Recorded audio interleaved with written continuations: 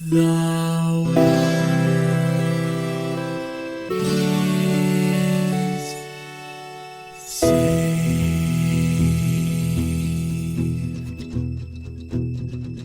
The living room's dark, save for light being cast from the big TV screen and the imminent sunrise that's teasing the one starry sky with whispers of morning. Hey, George. Hey, Lions, how's it going? Dude, this week been working like a maniac. I don't have a mansion though. I hate everything you like. Come on. No, so you said maybe. So here's the thing: is that a lot of times we're trying to figure out like what game to play, and this is our spooky title because we're pulling of The Simpsons and airing it. We're recording this right. We're recording this on Halloween Eve. Halloween Eve. Yeah. Right. All Hallows Eve. Yeah. They won't get it till later. Right. Exactly. So we're pulling of The Simpsons, right? So we're trying to find a spooky title, and you texted me while my son was having a meltdown and my daughter was getting swifty all over the living room floor or whatever, right? Like everything was going to hell. And you're like, maybe I can trick you into playing Maniac Mansion. And I was like, that sounds spooky. So I was like, sure, whatever, and just something in that moment. This is great because it's a lot like a horror movie. Something in that moment, like I could hear the horror movie music soundtrack playing, and I was like, no, it's probably fine. So I guess it made me empathize more with movie victims because it's like I'll just walk through this horrible, dark, empty place on the anniversary when all of those kids died. It'll be fine. It'll definitely be fine. I think the experience of a game for you shifts the tone a lot. Like, say you hated Super Mario Brothers, right? Mm-hmm. It's pretty colorful, like pretty silly. But if you hated that game, you would absolutely be able to explain why that is a terrifying horror game, mm-hmm. right? Because your worldview. So the fact that this game already starts from a place of it's supposed to be scary and spooky. And I don't know if you did, if you hated this game, then this would have been like a, unrated, don't play this movie in theaters where there's also a church because it'll make all the nuns' heads explode. Kind of like your experience may have been disproportionately horrifying. Like I wanted spooky, like what you do with Teddy, like spooky Halloween. And I'm wondering if I accidentally actually pulled you into the lake where all those teenagers drowned skinny dipping. So that's the thing is that, and I'm wondering where this lands on the spectrum, because I think especially for horror, sometimes it can go spooky, scary, and then campy, you know? Like if you dial it up too far, you end up with Thanksgiving, or Leprechaun. Yeah, right. Or Leprechaun. Which one's Leprechauns in Space? The fourth one? Yeah. It's always the fourth one. Yeah. It's always the fourth one. Right. Yeah. But what do we play? So we played Maniac Mansion, and specifically we played this for the Nintendo Entertainment System. One, because that's the version that I played. Two, sure. You had no dog in this fight, so you didn't vote. I 100% abstained. Yeah. I should have voted.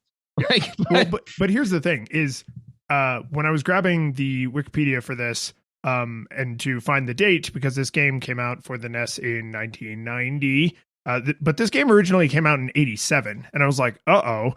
So, because I knew this was a console port, what I didn't realize is one day the team at Lucas Games Film Games woke up and was like, what if we put this game everywhere? And because of the time in history that it was, that is meaningful. So some people played this on a Commodore 64. Some people played this on an Apple II. Some people played this in DOS. We played it on a Nintendo. And those experiences are not interchangeable. The music is the same, but it's being produced by very different hardware. The graphics are attempting to be the same, but they're super not, right? So I say all that to say this, we very specifically played the Nintendo version. So if you remember the Apple II version or the DOS version or something, and you hear a comment that doesn't quite jive with your memories, that may actually not be nostalgia goggles. It may be because the versions are that different. crazy, especially the visuals, crazy different. I mean, it does floor me that LucasArts flooded the market with a toy, but I know. It's just not in character. Shocking, you know? Really. Yeah. That's the true horror. Right. Yeah. Capitalism. Not spooky. Scary. So my nostalgia goggles for this game, my experience was this game is just entirely associated with my older brother. As far as I know, everyone else who played this game must have borrowed it from him. They probably interviewed him for the Nintendo Power about this game. Like, him and this game are like just completely intertwined in my brain. And I think that's interesting whenever we play a game like that, because I don't really associate him with video games generally, but there's just a few that he, like SimCity for the Super Nintendo, right? Final Fantasy IV for the Super Nintendo. Like, there's just a few games that he somehow is like the avatar of that game on Earth. And this is one of them. I suspect because this is a point and click adventure game, and at the time we would have had this game in our house, I was probably too young to really understand the puzzles and things. So I probably only ever played it with him because I wouldn't have been able to do it by myself. I'm today years old and I still don't understand all the puzzles in this thing. So yeah, there's going to be a lot to say about the design of point and click adventure games. I'm sure. I'm just saying that if you're pondering whether or not you were old enough to understand the mechanics as a 5-year-old, I can help you with that, because I'm not saying that one of us is smarter than the other. I am saying that 36-year-old me is probably smarter than 5-year-old you. Hopefully. That's fair. I feel like that's a reasonable enough assumption that we don't have to bust out the time machine and do experiments. Go check it. I mean, if so, then people should not have hired me for some of the jobs I've done in my career. If I have the intelligence of a 5-year-old, no matter how smart that 5-year-old is. Counterpoint. People should be hiring me for much more challenging jobs. I mean, probably both, if this is true, right? So my nostalgia experience for this is, okay, so I don't know for sure if I played this game. I don't think it was, but I've definitely played a point and click adventure game, if not this one very similar to it, in after school care at school on the computer, and we loved it. We had no idea what was going on, but we loved it. And so in lieu of something a little bit more meaty, I remember, this will come back to my nostalgia experience, but I remember at one point I was talking to Megan, and we've told the story before in the podcast before, but these are evergreen episodes, where Megan was playing Myst, right? And she said to me, like, oh, hey, like, I love the game Myst. It was a lot of fun. I was like, really? That does not strike me as a game that you would like. And she said, yeah, I mean, it's cool. You get to walk up and down on the beach. There's a little hut. It's kind of neat. I was like, wait, that's the whole game? And she said, yes. And I was like, okay, no, that was the first puzzle. Like, she just thought it was just a fun beach simulator, right? And so because of that, probably enjoyed it more than a lot of people who played Myst. Because she never thought herself to be in a failure state, right? So most people, when they're playing Myst and just stuck on something, they're like, oh man, this sucks and I suck and everything sucks. And for her, it's like, just chilling on the beach, She is the equivalent of like a beach bum versus like a beach bum that wants to be a CEO, like she's just happy to chill on the beach. They say all of that to say, I'm confident that whatever point and click adventure game we were playing Beach Simulator, where we didn't really understand what we were doing or whatever, but we were playing video games at school. Yeah. And that's kind of all that mattered, Well, because of the time in history that we went to school, my memory of getting to play video games at school, because I mean, everybody has Oregon Trail, of course, but yeah. My memory of getting to play video games at school was also a point and click adventure on the computer, and we had to earn it. So we had to like earn like good boy points throughout the week, and then you got like 30 minutes of point and click adventure time because that teacher brought his personal computer to school that was powerful enough to play at the time some modern games. So it was like, whoa. Yeah, no, it's just wild. So yeah, that was my nostalgia experience. I remember being it's in school, I think because we're the same age. We were in the third grade in 1993, and I remember as clearly as your mother's maiden name. What was that again? It's her name is the same as my social security number, actually. So it makes it easier for me to remember. You just need to edit in like a huge just bleep. Anyways, should we chill? Let's chill. We should chill. If you enjoy what we're doing, the best way for you to support us is actually just like tell other people to come and listen, because personal recommendations always do the most. You can go leave us a rating and review on the Apple Podcasts if you don't like actually speaking to people, but you do want to get the word out. If you want to reach out to us, we're on the Twitters. We have the website. All that crap is in the show notes. And you can see what games we're playing upcoming. We have a super exciting one we're going to play next that we've both been like champing at the bit for basically the entire time we've been podcasting. So that's fun. If you want to go crazy and give us money, you can support us on Patreon. And if you do that, you get access to the after show. Everybody gets access to the after show, no matter what level they support at. But if you support us at a high enough level, we will shout you out. So we want to thank first our 8-bit classics, Kevin, Minox manipulating Michael, John, a sound slinging Sid, Jason, a wicked writing Wendy, and Yarno, a rock riffing Razor, our 16-bit heroes, Michael, a deliriously dull Dave. Sorry, Michael. Jacob, a sounds culotizing Sardonian Sandy, and our full 3D supporter, David. The boson battering Bernard Bernoulli. Ooh. Yeah. That sounded hard. It was. And because I was thinking like, okay, which order to go with these in. And so for Sandy, I was getting lazy because that was the last one I did. Is I just I Googled cool S name, like S words. And I learned 2 new words that I wanted to share with everyone. So sankulotizing is somebody who is radicalizing people.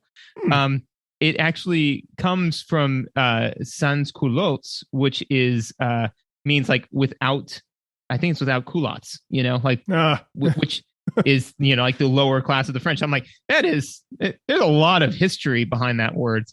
Yeah. And then the reason why I settled on boson battering Bernard Bernoulli is he's the scientist, man. And obviously the scientist is the best one. Obviously. And that's the character you identified with, right? Mm-hmm. Like, I'm glad that you saw representation in the game. I did. As a straight white male, it's hard to find that in video games. I know. That's why I had to go deep into the back catalog to find a game that had a straight white male character in it. A bunch, actually. Yeah. Much less protagonist. It's wild. Let's talk about the confusing visuals that are very different from what some of our listeners' lived experience probably was. I actually really like these graphics, and if you compare them to the PC graphics, you would instantly become like even more of a fan. Now, that being said, these are Super NES graphics, right? Not Super NES graphics. They are Super NES graphics. They are flat, simple colors, a lot of like dithering gradients in places where they don't necessarily need to be, which can make some things look kind of muddy. But what I found that I liked about this is they really sparsely populated the world in the NES version, where to make the frame rate stay high and to not have like a lot of clipping and flashing and stuff, they pulled out some superfluous details that the PC and like Apple version have, which means if something's on the screen, you could probably interact with it. So although the world feels kind of weird in how sparsely populated it is because of the controls, which we'll get to, it's nice that if something is on screen, you probably should acknowledge it. You can either open it or close it or turn it on or turn it off or climb it or, do something. Like there isn't a lot of superfluous detail. So in a point and click style game like this is, I actually thought the simplistic graphics sort of made it more approachable in a way, which I appreciated. So, so I can kind of get behind that. So visuals for the sake of visuals, they're actually not that bad, right? Here's the thing that I'm going to start whining about is So we've often referred to the Home Alone 2, right? Where it's like it's impossible to tell foreground from background and all that sort of stuff, right? That is true of this game in that there's nothing really that says like, hey, this is just like kind of background filigree, right? This is, like it's a cabinet. It's just a cabinet, right? Or something like that. It's really there in most video games, either the background's like dulled a little bit or, like a very repeatable pattern. So it kind of falls into the background. That's not true here. The reason why is because there's so much stuff for you to interact with, right? So it's weird because unlike in Home Alone 2, where I feel like it was done inadvertently, this time I feel like it was done on purpose. I agree. Yeah. Which, we'll get into more mechanics, but the issue with that is that yes, the if it's on screen, there's a chance that you can interact with it, but you're so busy figuring out whether or not you could, you didn't stop to think if you should, right? So I think that it really struggles, or from my seat, it really causes the player to struggle with like, okay, there's no guidance, to say like, oh, hey, yeah, like you can interact with everything, but maybe there's not much going on with the clock. So maybe ignore that one. There's no visual affordance to help kind of guide you into like, hey, maybe focus on this thing, or, there's a so right off the bat, right? The key under the mat, like I literally got stuck to the point where I had to look up a walkthrough in the first 20 minutes. And by which I mean the first 3 minutes of the game, but the first 20 minutes of me getting frustrated and then saying like literally, walking up to the door, trying all of the buttons on the door, walking, And so then when so I pulled up a video thing and I saw, I'm like, oh, there's a key under the mat. So I went and interacted with the mat. And then I went to the door and it's like, no, man, still nothing. I was like, wait, what? And I saw, and then just right in line with the mat, right over to the right, there was a key that looked like a kind of a key. And I was like, there is nothing about this visual that draws my attention to it, that lets me know that this is important or something I can pick up. And the weird thing is that's deliberate. Mm-hmm. They're doing that on purpose. Yeah. They want that key to blend into the background because they want you to spend minutes or hours finding it. They want you to spend an hour wandering around that area, then turning off the game, going to the kids the next day on the playground and asking them, holy crap, how do I do this? And then subscribing to the Nintendo Power. So it's weird because it's completely antithetical to modern game design, Yeah. And this is actually an interesting thing that's become a problem in a way for this style of game in modern games is it's on purpose, right? It's exactly what you said. It's not an accident that things are hard to identify. Is this important? Is this not? Like that's part of why people play these sorts of games is for the feeling of cleverness when they're like, oh, I realized that if you put thing A in place B, that thing C happens, which is logical. Like you can follow the steps, but I was the only one who could, I had to invent Phoenician characters for A to B to C to make sense. So I'm a genius, right? Like that's the feeling these kind of games are going for, because by this time in history and throughout the 90s, they continued to make games exactly like the ones they made in the 80s, even though the technology had moved on, just because this style of game appeals to a certain kind of person. Now, to bring that all the way back to visuals, in their defense, they did do the thing that games in the 70s and 80s and early 90s did, which is they literally tell you where the key is in the instruction manual. In the instruction manual, where it's explaining how to play a game like this. And that's the thing, is this game has more in common with like a board game or like a choose your own adventure novel, where you would need to be given instructions, right? Because the kind of feedback you get can't be super obvious, because then that might steer you toward a solution.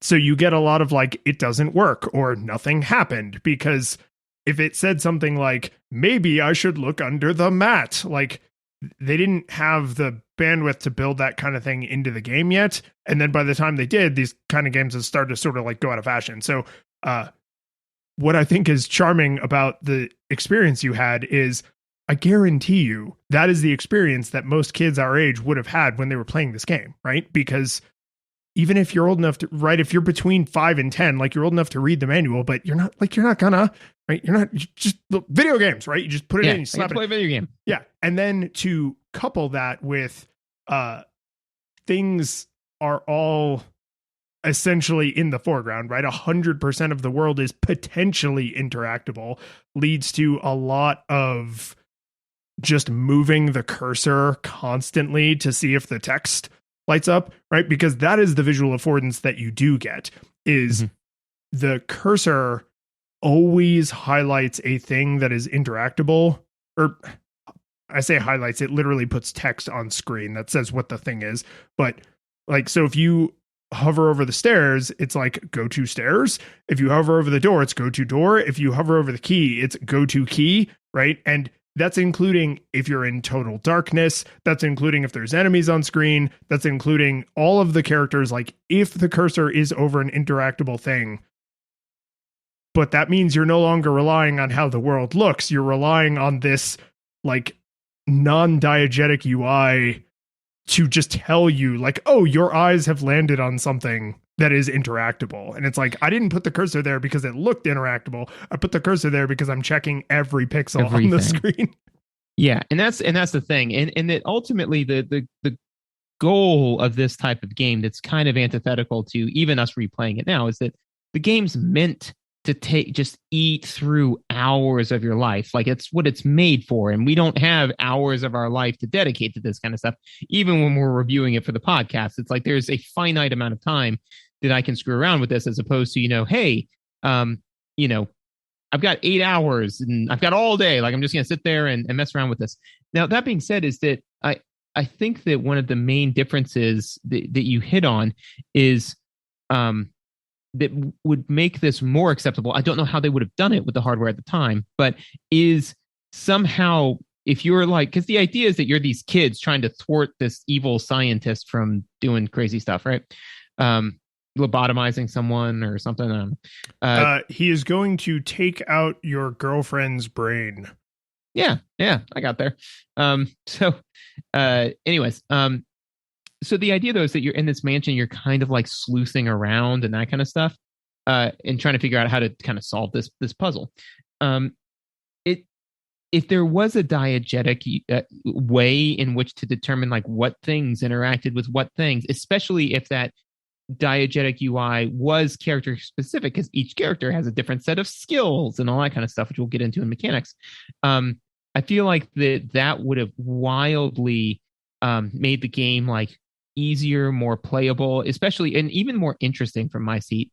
To me, it would be very similar to like Batman's detective mode in the Arkham games, where it's like the game is telling you like, hey, check this thing out. It's highlighted, but it's not highlighted because the game's telling me, the idiot, that I need to go do this thing. It's because Batman knows and I am Batman, right? So like if, Bernard like walked in and was like, yes, I get the science-y things highlighted because that's my skill set. And, the musician walked in and says, oh, I know the musical things. Then I think that would actually help, because then you would say, all right, that's exciting, because like I'm going to play through as Bernard and see, okay, here's where all this stuff is. But no, none of that. No, absolutely no affordance, visual affordances whatsoever, or any guidance. Again, very intentionally.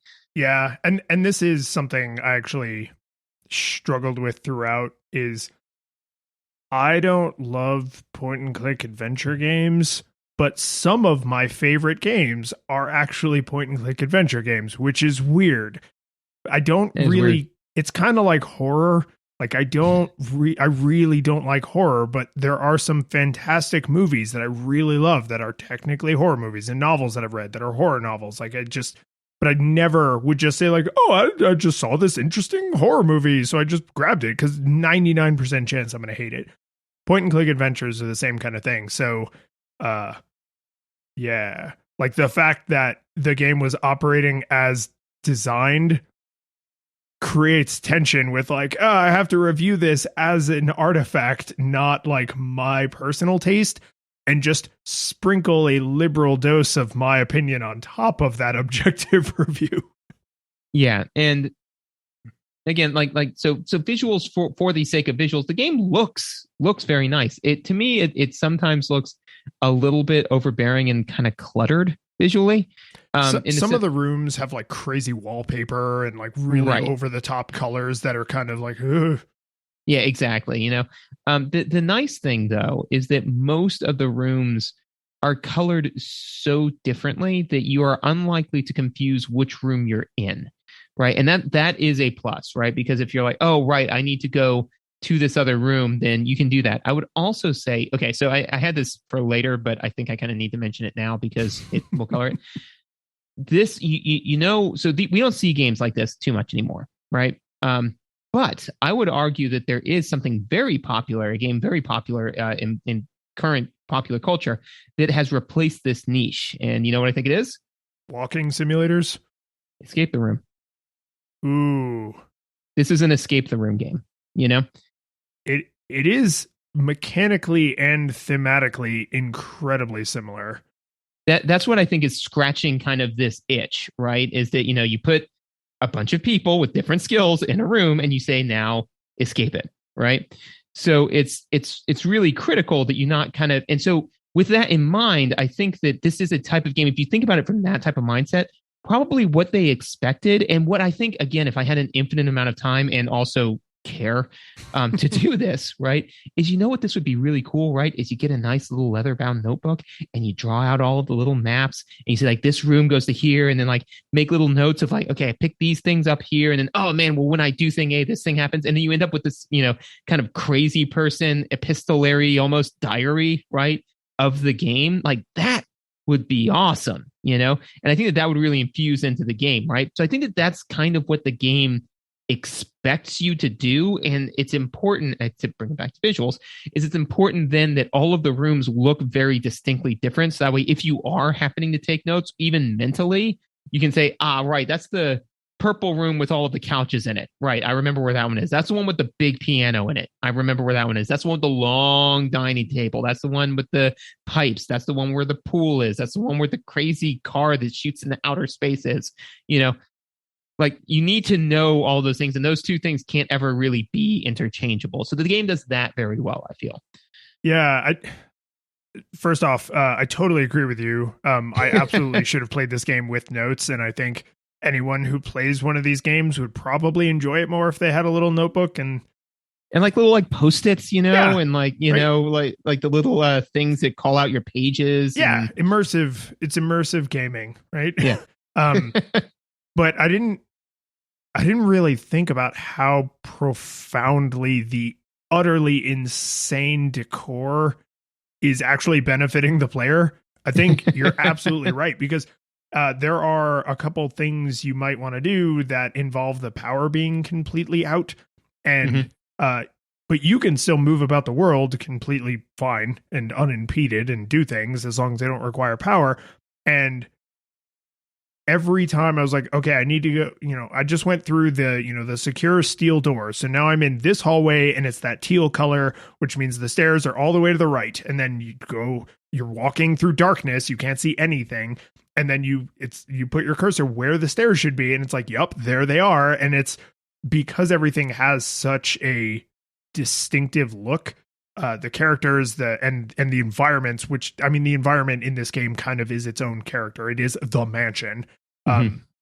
Yeah, man, you're blowing my mind here, because it's like it's so obvious that why some rooms have like the weird cornflower wallpaper, and then there are like purple rooms and yellow rooms, and it's like, why is this place decorated this way? Oh, because they're crazy. And it's like, no, it's because there's only one the cornflower wallpaper room. There's always one the purple bedroom. There's only one the pink bedroom. So if you are thinking spatially, like those colors are one more anchor for your brain to say, okay, the pink bedroom is next to the purple bedroom, right? And they're in left to right order.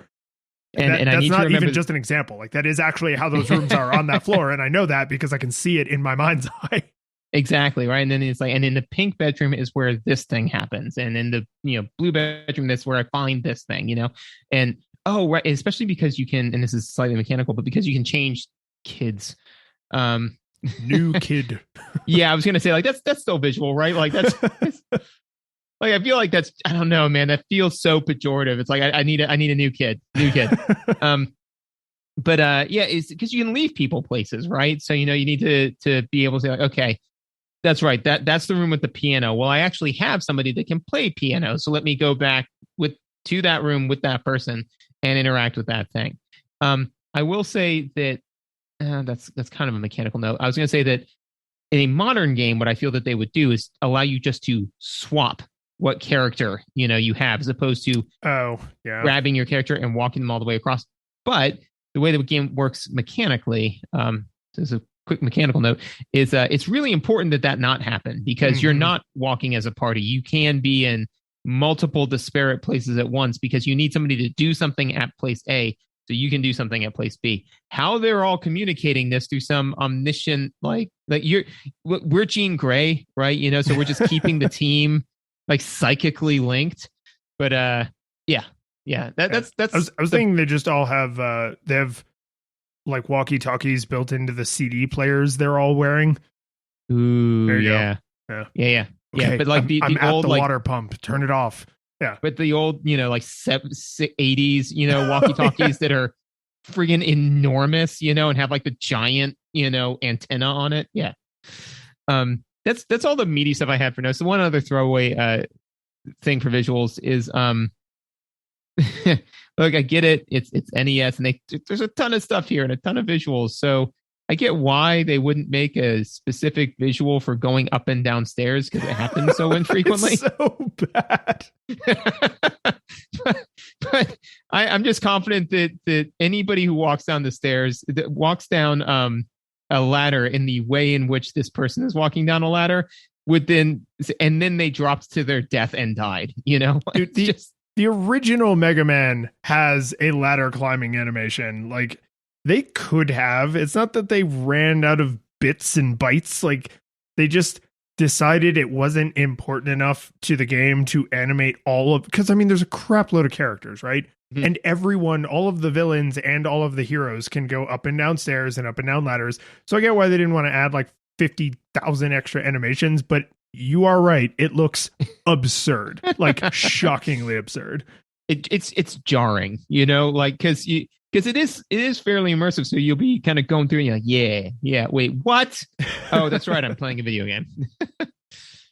Yeah, no, I'm with you on visuals. They're like, I know we didn't play the other editions, but I just can't get over how much better I think the NES version looks compared to the PC versions of the time.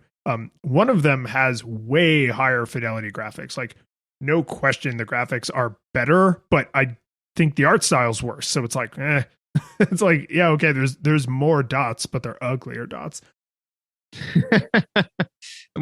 Why don't you go back and say that about like a mosaic? Like that's a good critique of a mosaic painting. I mean, yeah, sure, it's more dots, but why? Yeah. Audios. Yes. So yeah, there's I don't have much for audio in this one. Dude, if you don't say every single track in this is a banger, we are done. The music in this game is excellent, and I will entertain no other opinions. Stay scientific, Jerry. Yeah, no, yeah, I don't know. I would say that I didn't think that they were necessarily all bangers, but I was not annoyed by them. I did not think that they were bad. I will say that, and correct me if I'm wrong, because I'm pretty confident on this, until you came out swinging so hard on the audio, and now I'm like, I don't know, I'm not sure about anything anymore. Is each kid has his own music, right? Yes, every single kid has unique tracks, and because you can only have 3 in your party per game, like you can't rotate them. You might play the entire game and not even realize, like, oh, every kid has a unique anthem. Yeah, which I thought that was really nice. Just because it kind of makes sense thematically, because if you're playing this and it's kind of like a movie, then each person kind of has their little theme song. It's kind of like riding on a bus, like that kind of constant theme. So I really like that. That was the main note that I had, though. All of the sound effects are fine. You know, I didn't. The sound effects are they're the audio version of simple visual feedback, like click, the door opened, right? Yeah. Bang, the door closed. Ka-chink, you picked up the little metal thing, right? Like they are strictly informational. They add basically all of the tone and theming and stuff that's done with audio is all done through music, not through sound effects. Yeah. That and the one other thing that I'd noticed about the audio that I just thought was weird is and it makes sense because the NES will drop stuff, you know, in if there are too many sounds. So you can just turn off the music effectively by turning on the water in an area. Because then it's just like water noise. And again, like so in my mind, all of the music was the characters like theme songs in their head. I'm like, how loud is this water running that is drowning out your own personal melody that's running through your head, you know? And to me, then you're walking around with a CD player and you turn on this faucet and it's deafening relative to earbuds, which are pretty loud. Yeah. So to me, I thought it was kind of like a descent into their madness, you know? So they turn on, it's like, shh, and they're just sitting there staring at the water and the noise is just getting louder and louder. And then the mom comes and throws you in the basement. And then you just find a bunch of teenage corpses and it's like, oh. Some threaten me water. was a good time. Something else. One thing I do have to say about the music is some of the games that we've played for Nostalgia Goggles, like I literally haven't played them since I was, you know, when the game was new. A lot of the games we've played, I played and then maybe I played again like as a teenager and then maybe like even in college or later, right? So the kind of like staggered learning effect can be very different from one title we play to another because depending on repeated exposures and how far apart those exposures were. I know I haven't played this game since it was new, right? Since I was quite young. The second I turned this game on and the music started, I just was transported back to the living room sitting next to my brother, him probably playing and me just watching. But I just like the opening theme song, even it's just like dun dun dun dun dun dun dun dun dun, and I was just like, yes, it's gonna be amazing. Like it's incredible how like the effect that has, because like when the title screen starts and you see the mansion, like that's super iconic, right? If you know this game, like the mansion up on the hill and the meteor going through the sky, it's like, especially if you know what the story is about, you're like, oh man, there's the meteor, there's the mansion, right? And it's like, right? But that, at least for me, did not have the same like instant flooding of dopamine effect that the opening music had. And because you always have to, the girl you're trying to save, Sandy, is Dave's girlfriend. So Dave always has to be in the party, and then you can pick two other kids. So you always have access to Dave's music, but then you can choose between the other kids. And Razor's theme is pretty good. Bernard's is actually kind of chill, which I sort of liked because I don't know why, maybe because he's the scientist, but he ended up doing a lot of work in my party. So I was hearing his music a lot. So I kind of liked that it was a little bit mellower because Razor's is like super like 90s rock, high octane. So I like immediately sought out the soundtrack on some weeb's YouTube channel where he's got like an anime avatar of him with a poorly photoshopped sweater Luigi on it. And I was just like, I don't care. This kid is my hero. I love this music. Yeah, no, definitely no nostalgia bias there. No, not at all. No, I mean, again, I will definitely defer to you on that one because one, I think you're going to hurt me, and two,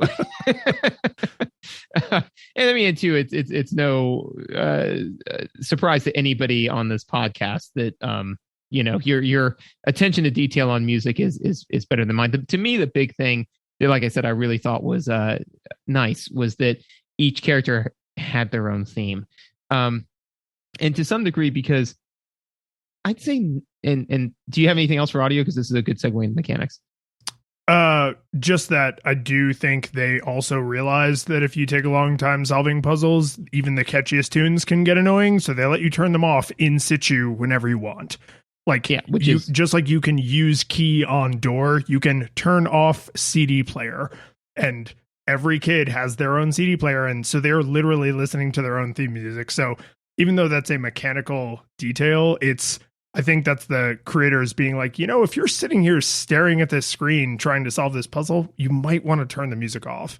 yeah, just maybe. And so the nice thing is because about I'd say 10% from my experience of this game is stuff where you need a specific character to do a specific thing, right? The other 90% anyone can do, right? So only the people who know music can interact with the music stuff, but all the rest of it's the same.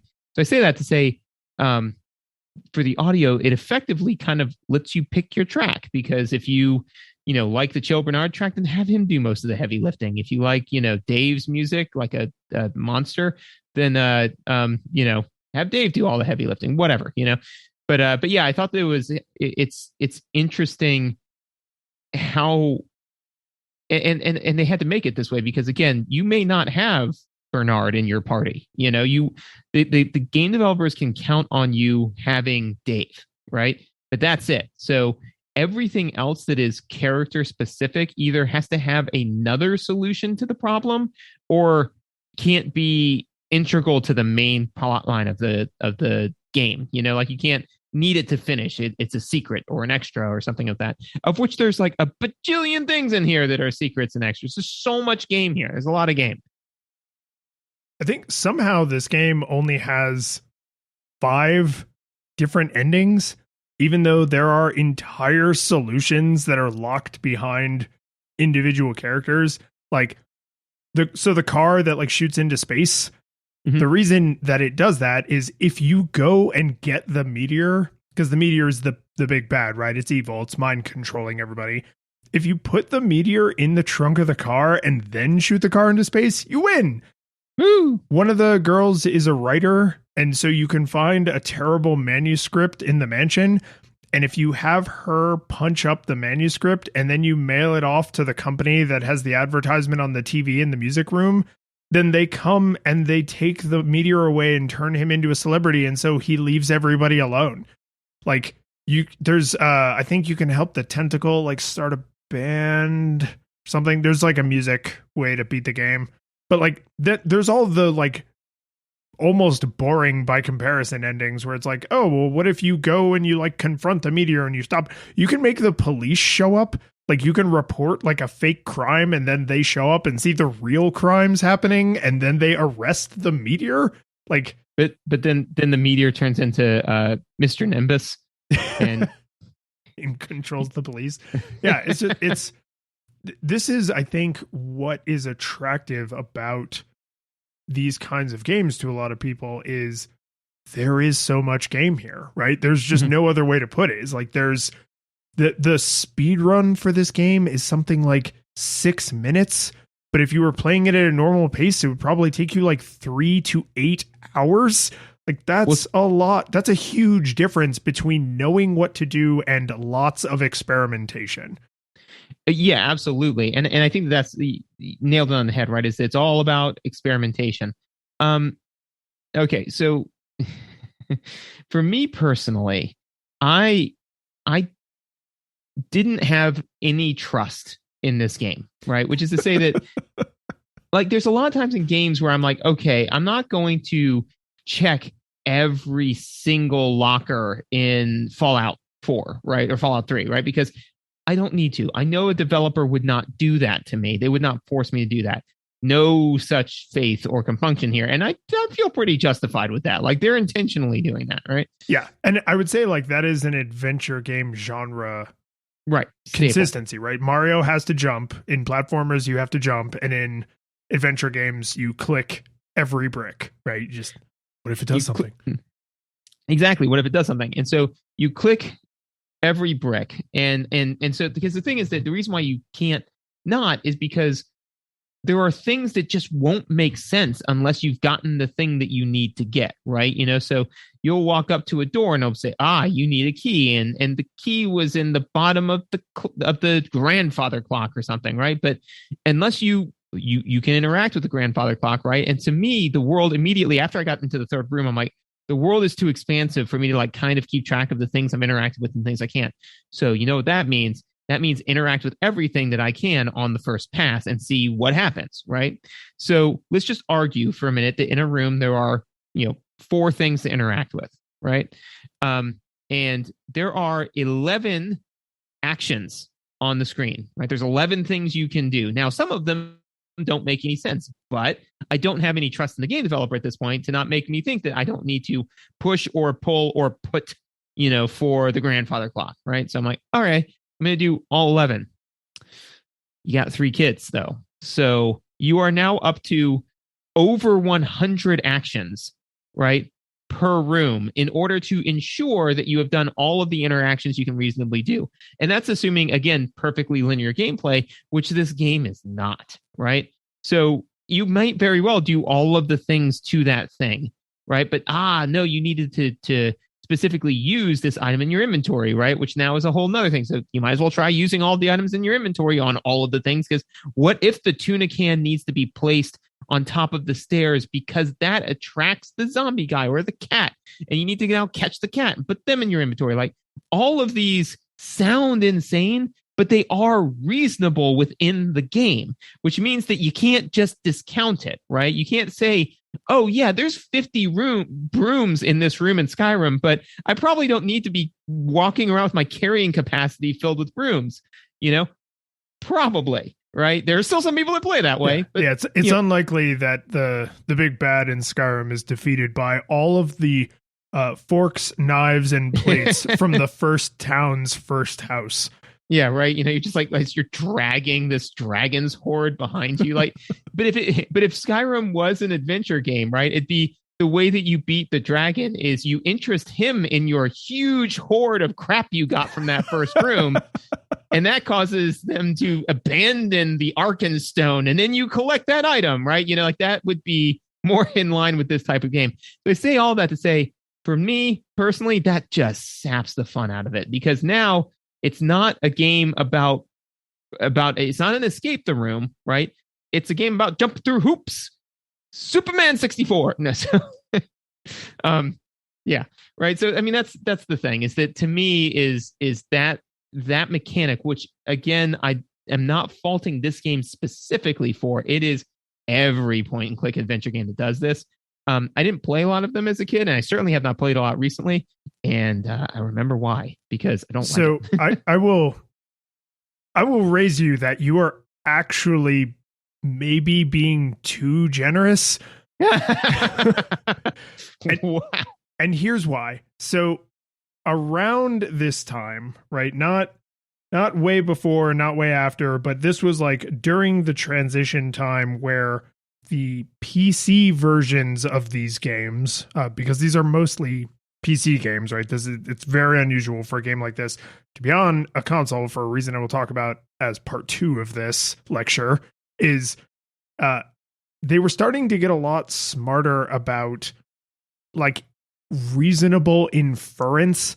Like if you pick up a jar, right, and you place it into the pool or under the running water, then it will fill it with water, right? So like the inference is you put a jar into water, and so now there's water in the jar. You don't have to say put water in jar. And that's not hyperbole, right? Because text adventure games, which were not that long before this, when you really think about it, did actually require that level of specificity, right? Put hand on knob, turn knob, open door, right? Like not quite that bad, but pretty damn close.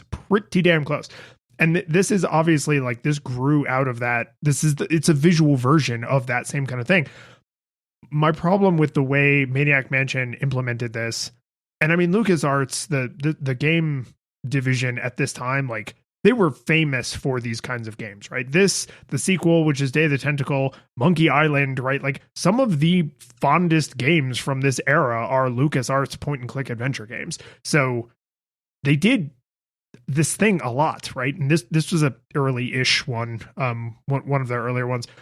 There are too many verbs. There's too many. Why is turn on and turn off separate verbs? Like push and pull should not be separate verbs. Open and close should not be separate verbs. Like just assume like interact is the opposite of its current state if its states are binary, right?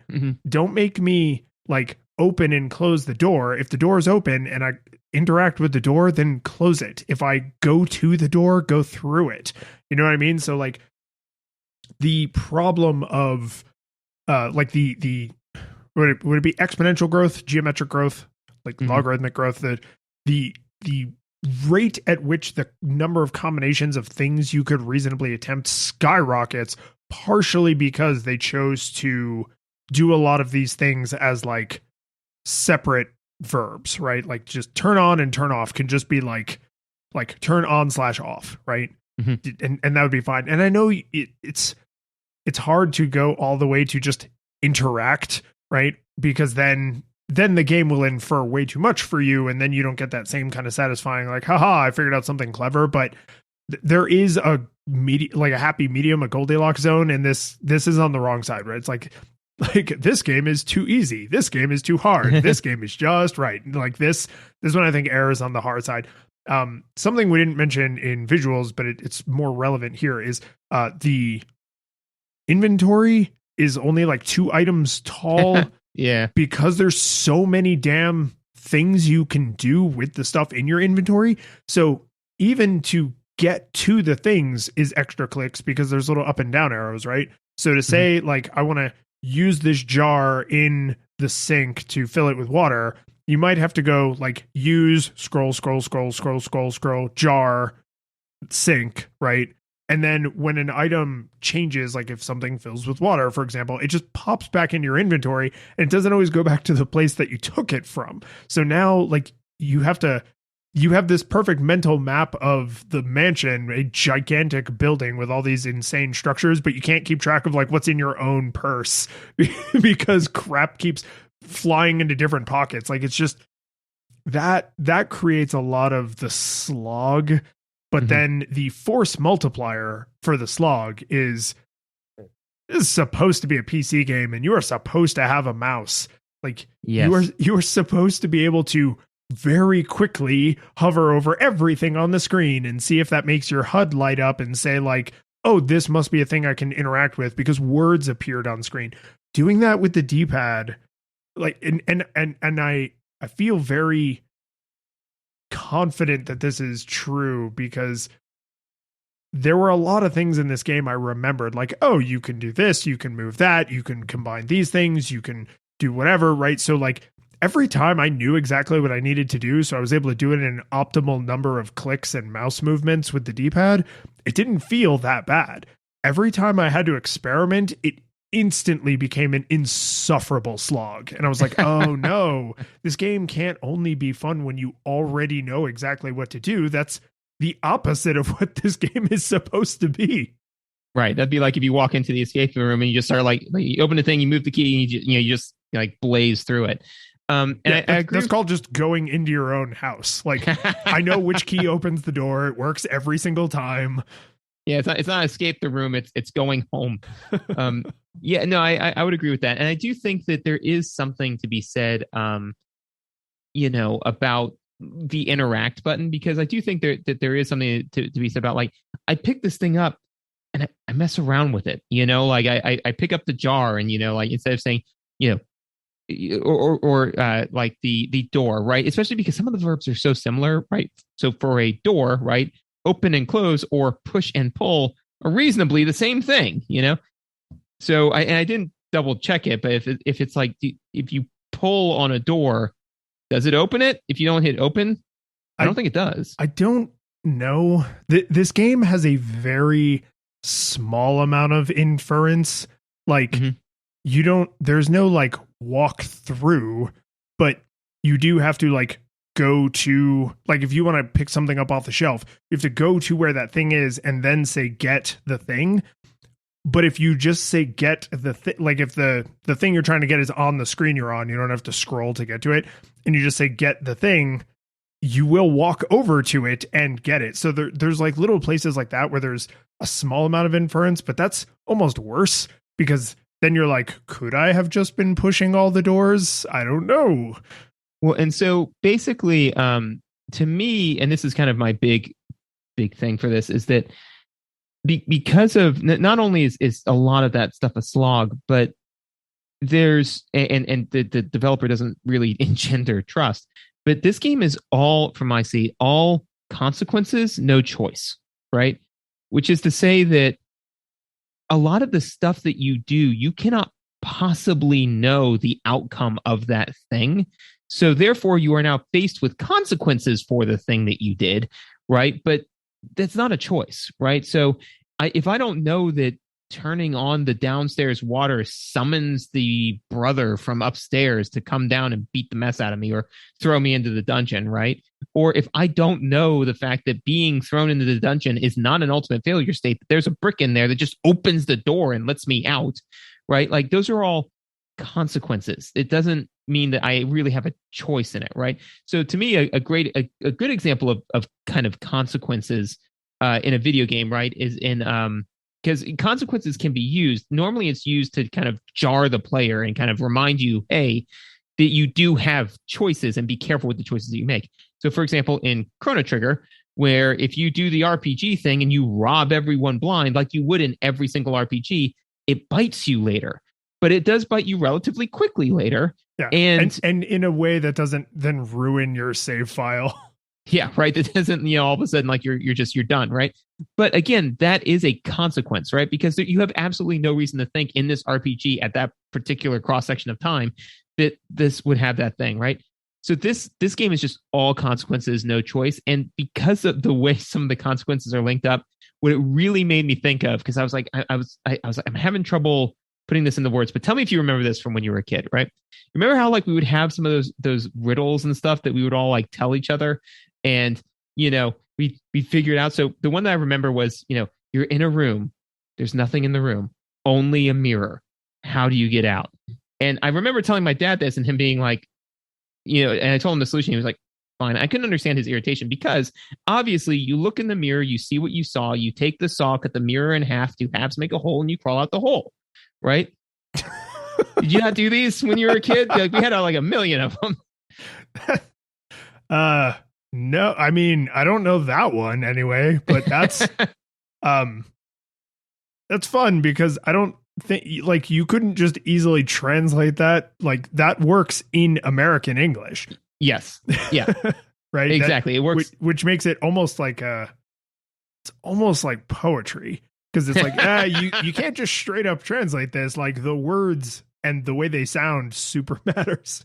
Well, and the thing is, it's really, really because, and this is way afield and tangential, but like one of the things that they say about, puns, the reason why you find puns like hilarious as a kid and then less so as an adult is because you're just learning that part of language. And so it's new and interesting. So jokes like this are really helpful for kids because, and you think that they're amazing because it's like, but you see, saw can mean two different things. Isn't that cool? And look, two halves make a hole, but hole as in like a whole thing, but hole is also in the hole you can crawl out of. Isn't that cool? And I remember telling my dad that thing and him being like, okay, like what?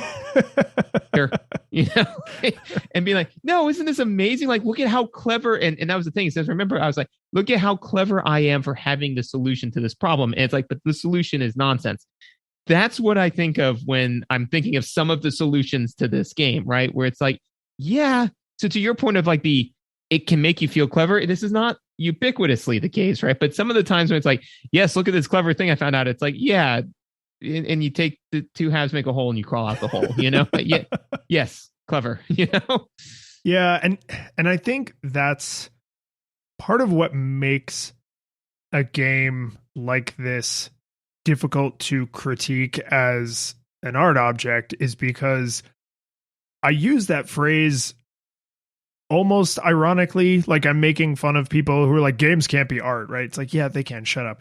But this game has more in common with like a physical puzzle or like a book, like a whodunit murder mystery than it does with a lot of modern video games because the point is two halves make a whole, right? Like it's right. These Lucasfilm games are renowned for their silly humor, for their writing, for the characters and the visual and like personality design. Like if you don't like those things, these would all be terrible because that's all that they are. There's no mastery of the controls that it's like, oh, well, I'm able to beat this boss because I can, dodge and duck and dart and weave and jump and backflip better than you can because I'm super good with a Nintendo controller. Like, and you could play this with your feet.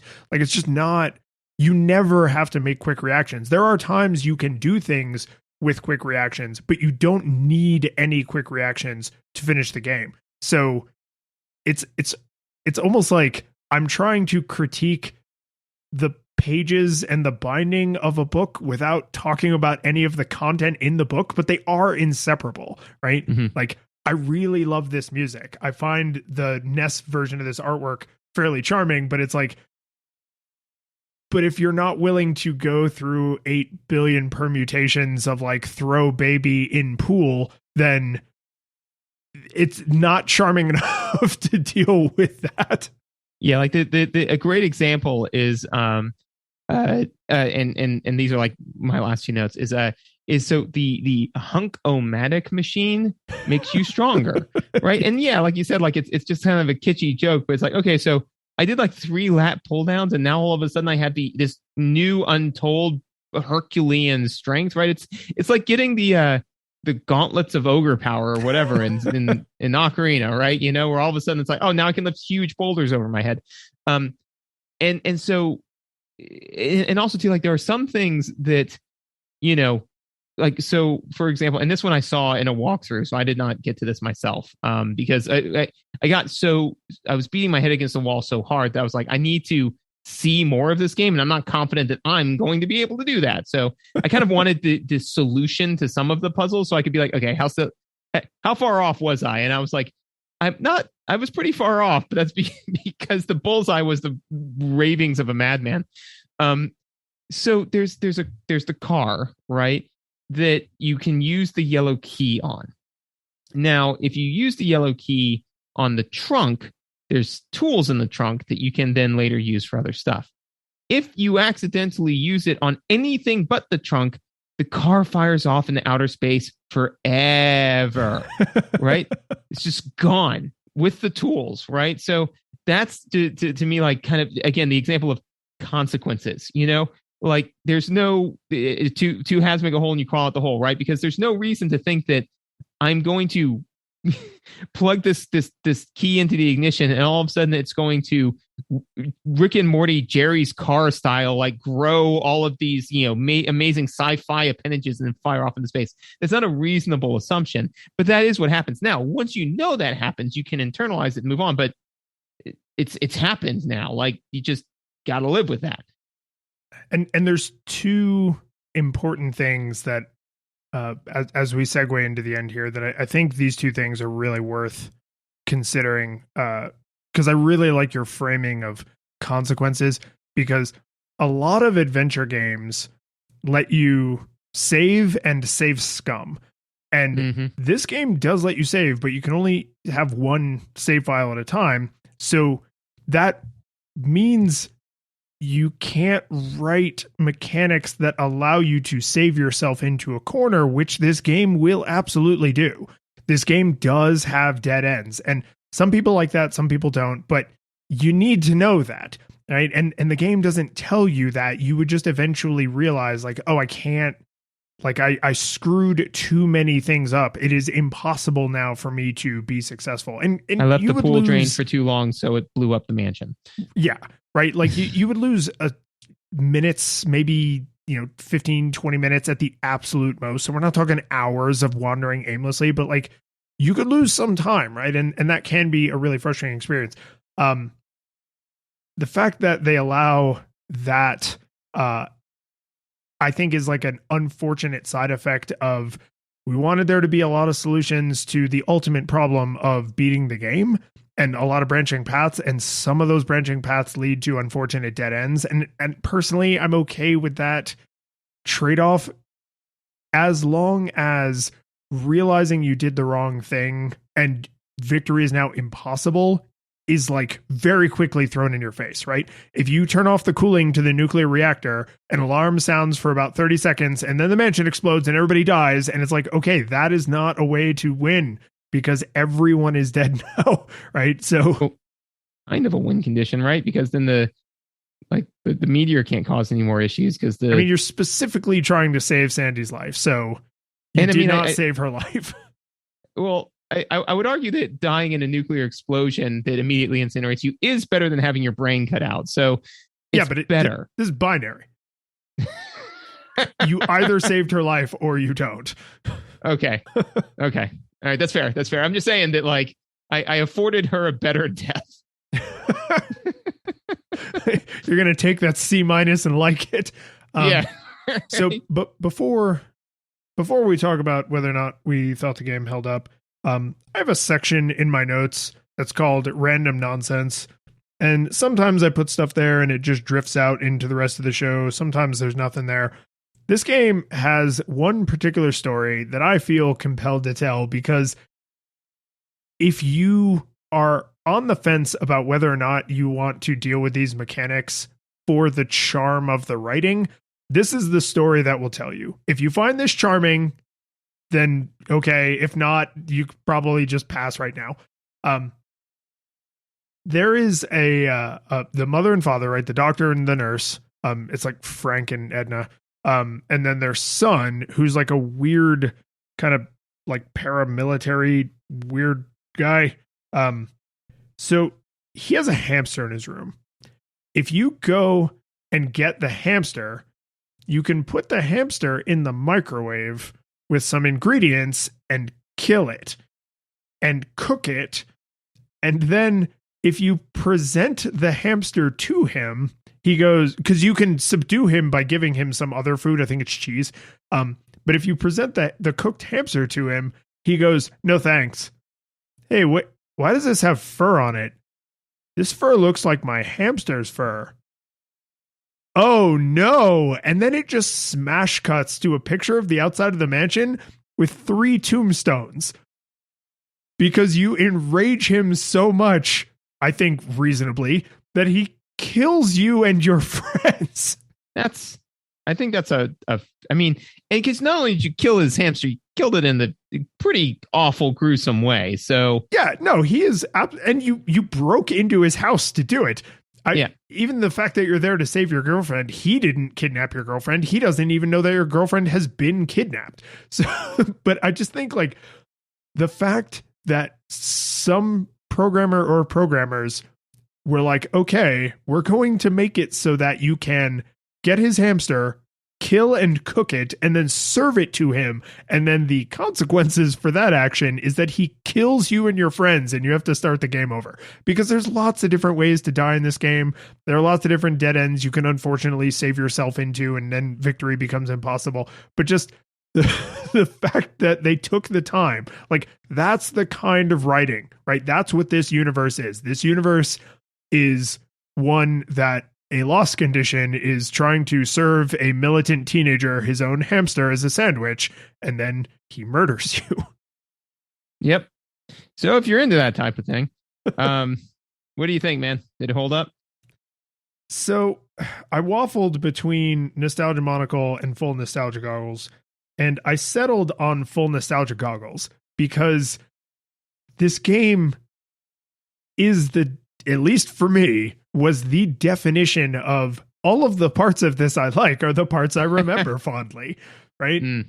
So, and my problem with that is I know that I don't particularly love adventure games, but because some of my favorite games are point and click adventure games, it's not that I just write off the whole genre. I just don't think this is a particularly good implementation of that genre. Like there's too many verbs. Going through the inventory is a chore. Having to move the mouse with the D-pad is a chore. Like maybe playing this on the PC version on like a big monitor where you have like more real estate would clean up some of that, because you can move the cursor faster. You can get through your inventory and all the verbs faster and experiment a little faster. But I just think they're on the wrong side of literally typing words into a box like old-fashioned text games were, right? It's closer genealogically to that than you would want from like a more modern game that will do a little bit of inference. So here's the thing. I actually really enjoyed playing this because I have super fond memories of it. So if you have super fond memories of this game, go for it.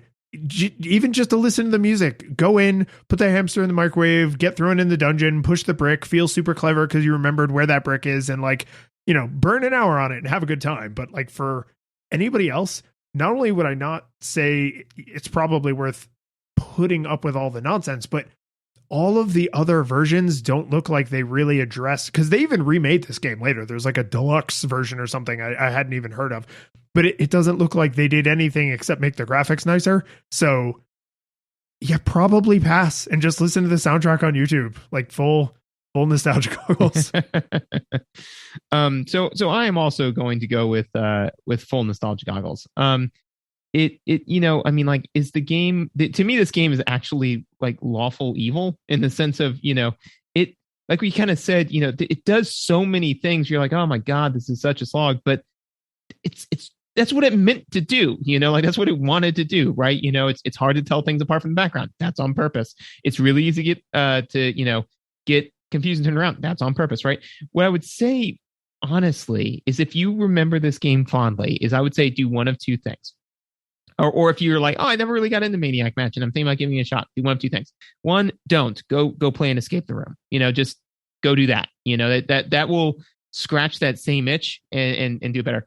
If you do really want to go and get into it, I mean, honestly, go get a nice leather-bound notebook and treat it like a true crime thing, and just really, you got to go all in. This is not like a, you know, like you said, you could probably just queue it up for an hour and just kind of toss an hour or whatever. But like if you're saying, no, I'm going to try this for the first time, then go all true crime story in on it, right? You know, but honestly, like, did it hold up, man? I could push, I could pull, I could give, I could open, I could close, I could go to, I could get, I could use, I could read, but ultimately, I need a new kid. The curtain falls, the music plays, the credits roll, then it all fades to black, and you're left by yourself.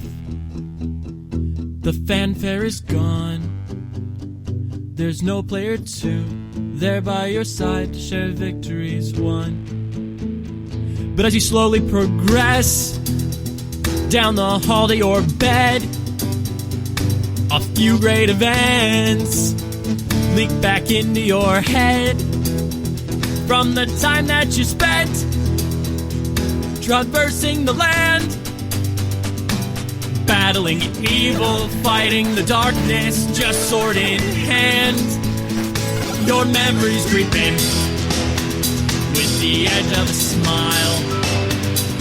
You realize again what you lost for a while.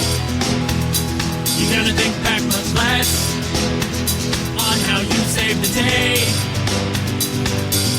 than on all the experience gained at the end of it all. Gamers play what we play. Game over, but rather for what we take away. The world is sad, but who cares? People know that that's not what you came for. Your next adventure already is sight. You're all set to go. You're excited to see what's all wrong till it's right in the world is sad. You're more along for the ride.